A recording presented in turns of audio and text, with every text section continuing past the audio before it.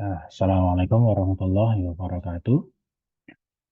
Pada kesempatan kali ini kita akan mencoba untuk membuat simulasi aliran dua fase antara udara dan air yang mengalir pada pipa lurus, ya, untuk pipa yang bentuk sederhana. Jadi pendekatan dalam simulasi CFD itu ada dua macam, ada yang menggunakan pendekatan tiga dimensi dan juga ada pendekatan yang dua dimensi. Jadi untuk bagian yang paling simpel kita bisa membuat simulasi itu hanya dengan menggunakan pendekatan dua dimensi.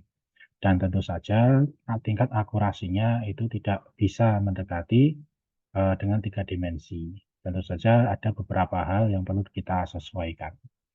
Nah, permisalan seperti ini.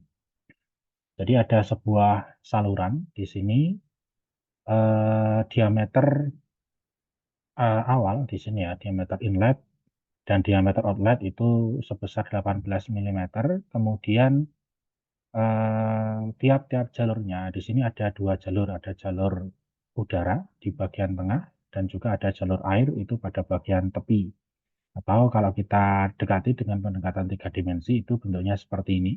Jadi ini berapa panjangnya itu 500 mm. Kemudian diameter saluran udara di sini ada 6 mm, kemudian ada diameter saluran air sebesar 18 mm. Nah, kemudian di bagian outlet ini kita warnai warna biru sehingga kita bisa membedakan antara jalur masuk dan keluar, yang mana di jalur keluar ini diameternya adalah 18 mm, yang merupakan nanti di area keluar ini sudah merupakan campuran antara udara dan air. Nah, kita bisa memprediksikan fenomena-fenomena apa saja yang terjadi dalam saluran melalui simulasi CFD. Nah, kemudian untuk pendekatan secara dua dimensi, maka kita perlu penyesuaian. Nah, karena bentuk dua dimensi itu tidak mungkin berupa silinder. Nah, untuk bentuk dua dimensi itu berupa planar, yang mana nanti pendekatannya itu dari bentuk seperti ini. Nah, dari bentuk seperti ini ya, berupa silinder. Nah, kemudian kita dekati menjadi bentuk rectangle atau bentuk persegi seperti ini. Kemudian jalur airnya, kalau di sini itu melingkar seperti ini. Kemudian kita dekati dengan jalur yang terpisah seperti ini. Yang bagian abu-abu ini merupakan jalur air. Ini kalau ini tampak dari depan gitu ya. Ini kalau tampak samping, ini tampak depannya seperti ini. Nah, kemudian bagian yang putih ini merupakan jalur untuk masuk udara. Kemudian ini jalur keluarnya seperti ini. Nah, kita coba untuk membuat simulasi sederhana seperti ini, yang mana kita simulasikan untuk JG-nya atau kecepatan superficial gasnya itu 0,1 meter per detik, kemudian kecepatan superficial liquidnya itu 0,01 meter per detik. Yang mana kalau kita lihat di sini ya, dalam peta pola aliran, di sini JG-nya itu 0,1 itu berada di sini, 0,1, kemudian untuk CL 0,01 berada di sini. Nah, kalau kita prediksikan ini pola alirannya itu membentuk pola stratified. Nah, seperti ini. Nah, tetapi kita perlu melihat apa saja fenomena apa saja yang tidak bisa kita dapatkan melalui eksperimen, itu bisa kita dapatkan melalui simulasi. Nah, sebelum itu kita perlu menyesuaikan dari kecepatannya. Jadi kan yang kita amati ada JGJL itu kan merupakan kecepatan superficial, yang mana bukan merupakan kecepatan sebenarnya dari aliran. Nah, maka kita perlu membuat persamaan terlebih dahulu tentang kontinuitas atau hukum kekekalan massa. Yang mana massa masuk itu sama dengan massa keluar atau massa masuk itu massa masuk massa di titik satu, laju aliran massa di titik satu itu sama dengan laju aliran massa di titik yang kedua.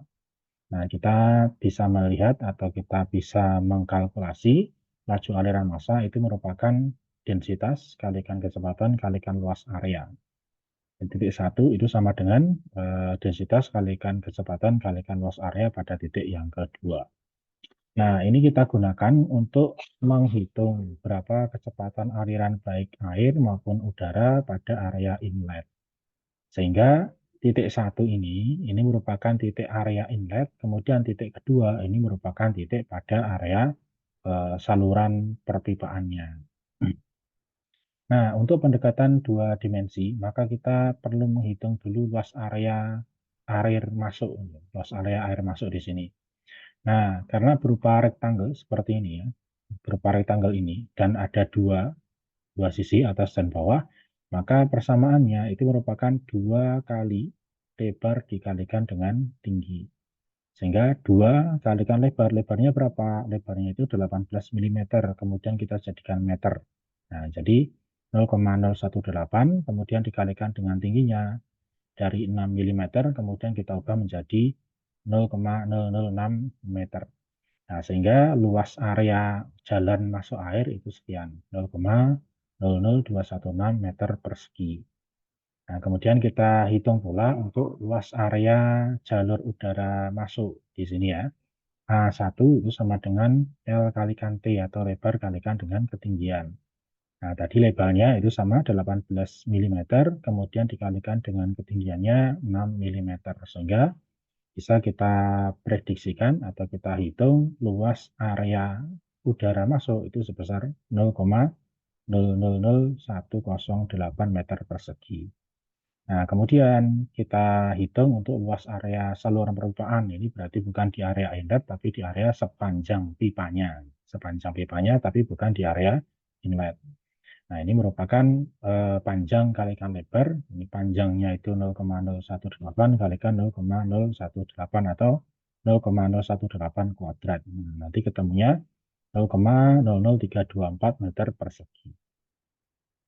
Nah, selanjutnya kita bisa gunakan luas area ini untuk menghitung berapa kecepatan aliran masuk, baik air maupun udaranya. Nah, kemudian yang pertama, di sini kita menghitung kecepatan air masuk terlebih dahulu. Nah, jadi dari persamaan yang atas ini, nah, persamaan yang ini kita bisa menghitung berapa V1 untuk baik untuk yang kecepatan udara maupun kecepatan airnya. Nah, yang pertama di sini kecepatan air masuk, berarti V1 itu sama dengan V2 kalikan A2 dibagi dengan A1. Kecepatan V2 ini merupakan kecepatan superficial dari air masuk. Nah, tadi 0,01 dikalikan dengan luas area salurannya. Sekian dibagi dengan luas area air masuk. Nah, sehingga ketemunya sekian. Ketemunya sekian. Kemudian kecepatan udara masuk, berarti yang ini V1, V2 kalikan A2 dibagi dengan A1.